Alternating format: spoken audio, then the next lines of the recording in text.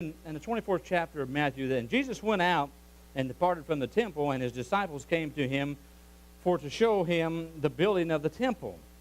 And Jesus said unto them, See ye not all these things? Verily I say unto you, that there shall not be left one stone upon another that shall not be thrown down.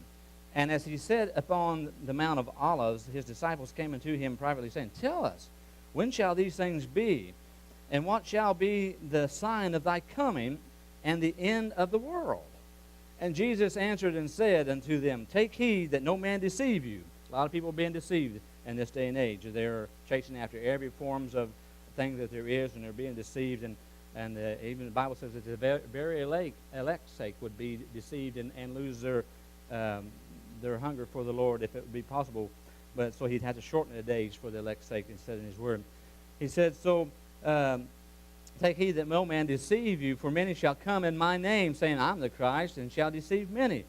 And ye shall hear of wars and rumors of wars. See that you be not troubled, for all these things must come to pass, but the end is not yet. For nation shall rise up against nation, and kingdom against kingdom. There shall be famines and pestilence and earthquakes in divers places. All these things are the beginning of sorrows. And I was listening and studying this, and there's been earthquakes in times past, back in the early 1900s, and there's been earthquakes, and there's been wars and stuff.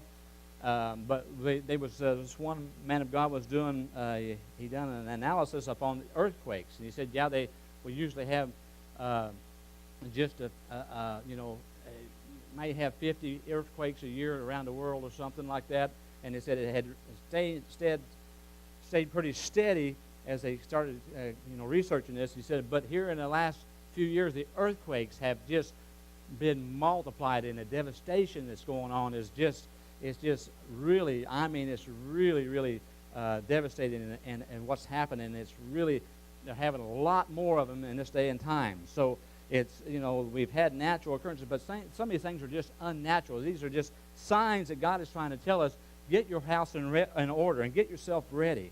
And be not deceived by the world that you can make it into the kingdom where he's at. And he says, and the wars and stuff. Yeah, we've had World War I, and we've had some, but they're fighting constantly. It's on the news every day. It's on the news about somebody, the wars and stuff that's going on, and they're fighting. And hey, when I was a kid, I didn't know much about Iraq and Iran, that kind of stuff, because it wasn't that prevalent. But now then, we know. I can almost pronounce some of the names they're talking about. It's so prevalent now that all the fighting and the wars that's going on, and the things that Russia is doing and China is doing, and if you'll just see the signs and the times, and if you'll just watch nature, and if you'll just watch society and the spirit and the technology. Do you know technology and knowledge is so increasing so much that half of the world's population now has the internet. 3.5 billion people have access to the internet now. And the knowledge has increased, and the times, and because it's getting close to the end of times. Man's knowledge is increasing so much that technology is so far advanced that they have stuff that you just can't even dream of what they've got.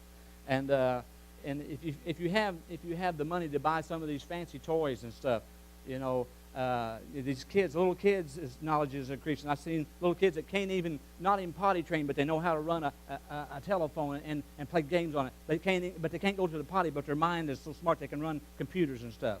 Isn't that something?